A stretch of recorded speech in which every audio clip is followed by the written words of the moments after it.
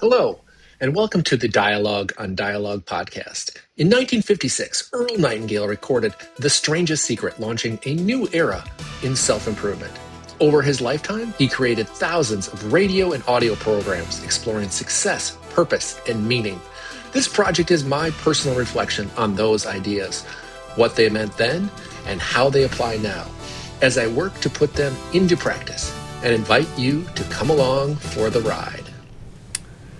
Episode 18, Socialism and Man's Will to Rise.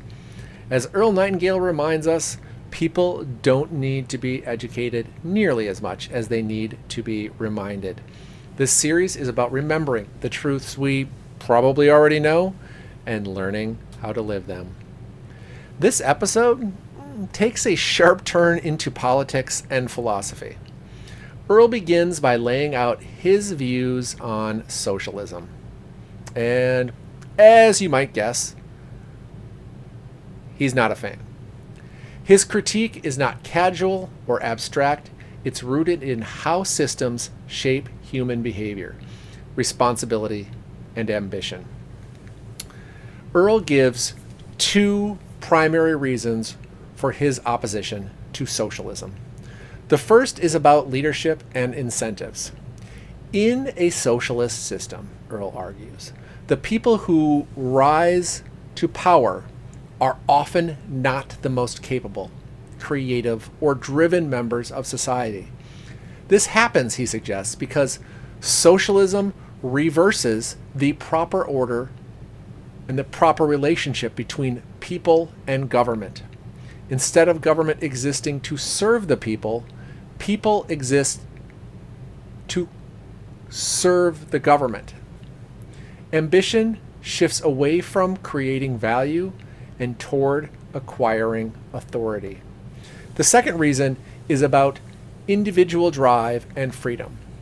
In its effort to make outcomes equal, socialism can suppress the very differences in effort, talent, risk-taking that lead to progress.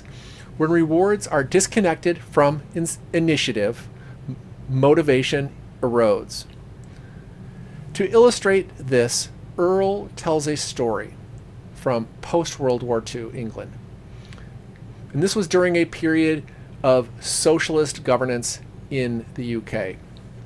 A woman wanted to start a small business selling marmalade.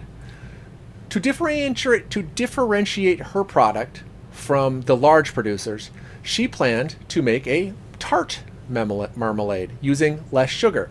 But the sugar content was regulated by the government. She wasn't allowed to vary the recipe. Unable to compete with the large manufacturers under those constraints, she was forced out of business. Earl's point isn't about marmalade. It's about innovation.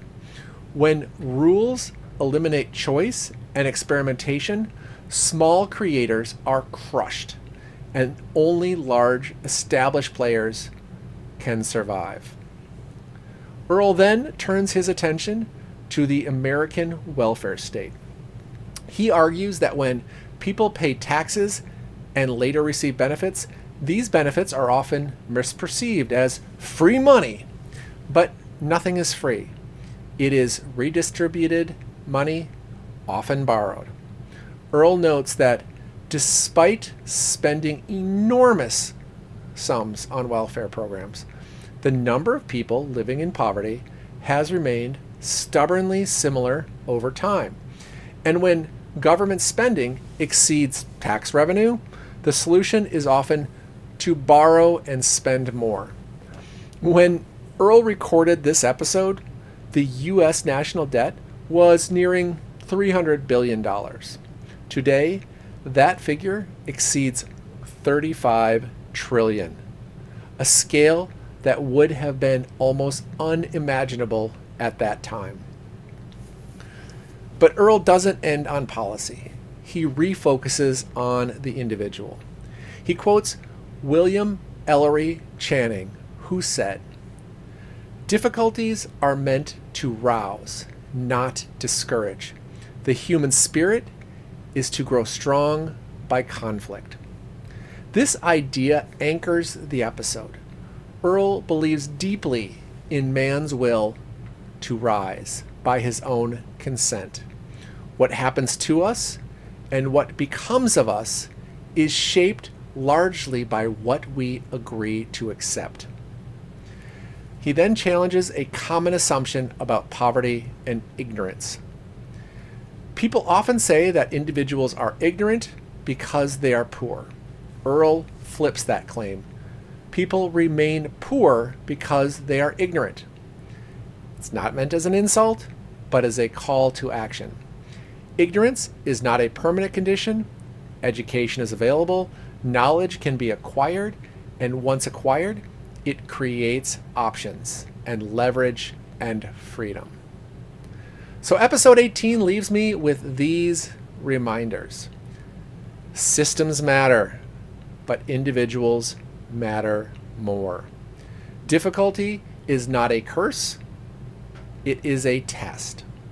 Progress requires freedom, responsibility, and effort, and the will to rise begins with consent, our own.